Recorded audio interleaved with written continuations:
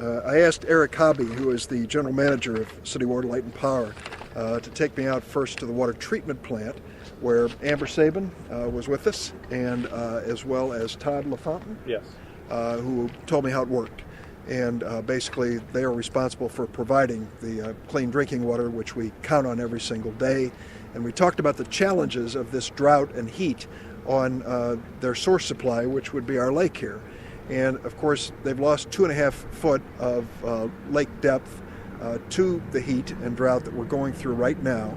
The most significant thing, as Eric has educated me, is that this is earlier in the year than they usually expect this to occur. And so historically, it means unless God blesses us with a good rainfall, and I hope he does soon, that we're likely to see a continued decline in lake level until the middle of September at the earliest, and possibly into the fall and autumn, which starts creating not only practical challenges when it comes to boat ramps, but also practical challenges when it comes to water sources for our city and a lot of surrounding towns. This is not unique to Springfield by any means. 98 of Illinois' 102 counties have been declared disaster areas because of this drought. Secretary Vilsack, the Ag Secretary, was in our office this week. We talked about this. It has become a national problem. More than half the counties across the United States have been declared disaster areas because of these conditions. First impact, of course, on farmers. Illinois' corn crop, 70% of it affected already by the drought, over 50% of the soybean crop. Some of the rain that's come through recently may help the soybeans. We'll see. At the end of the day, less production off of our farmland and higher cost for the products coming off those acres, whether it's corn or soybeans, which leads to a higher cost in food prices, perhaps even in ethanol, the fuel that we use at the gas stations. So all of this plays together.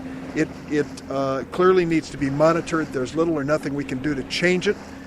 We are going to face a lot of disaster costs related to this. These extreme weather events are becoming more frequent and more costly. The federal government does not have a big fund set aside, for lack of a better term, rainy day fund to step into this situation.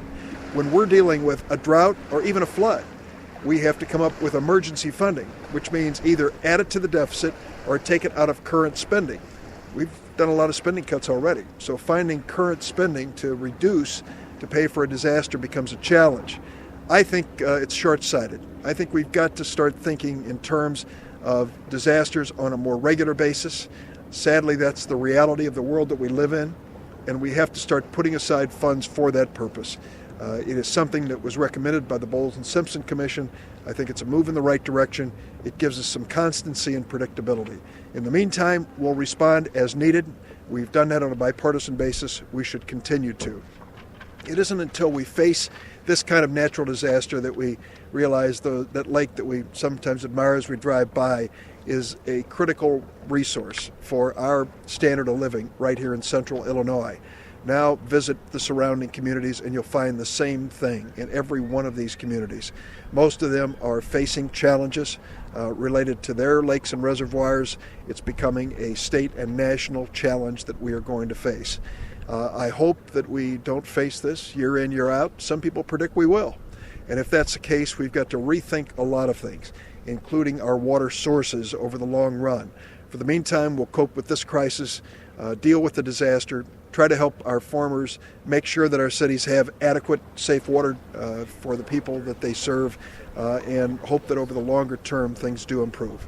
What we've done as a city, we've just passed some mandatory restrictions, and we have a phased-in drought plan that we've presented to our council that if the lake continues to drop, we don't get the rain, that additional actions will be taken.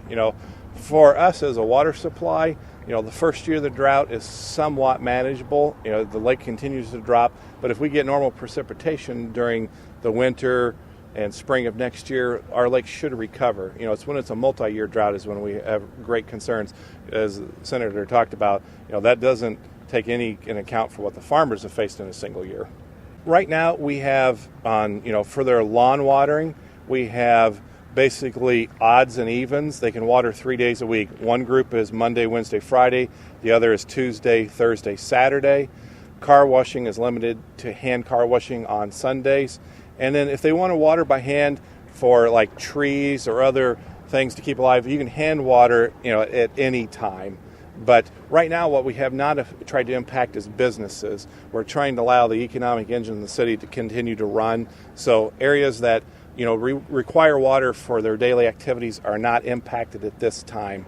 So we believe what we're trying to do is manage sensible water. You don't need to put water every day on your lawn. We encourage people to let their grass go dormant because it's that time of year. So if you don't need to water 3 days a week, please do not. But if you've got a younger yard that you've got a lot of money invested in, you need to keep it alive because it doesn't have the ability to go dormant. That's what we're providing those rules for. And the hours of watering, you suggest? Yeah, the hours of watering are from basically they start at midnight and go till 8 a.m. and then 7 p.m. to midnight, so whichever day of the week you're on. So if you've got sprinkler systems, you can do that. We're also working with the park districts and the school district to minimize their amount of daytime watering, and we worked with the school district. They're going to alternate day watering, even though they're not required to for their sports field. They've got football season coming up, and I know they're worried about, for safety, the hardness, so they're working with us to make sure that they're going to plan similar to what we've already implemented, and they're working to keep those hours as suggested, so minimize evaporation.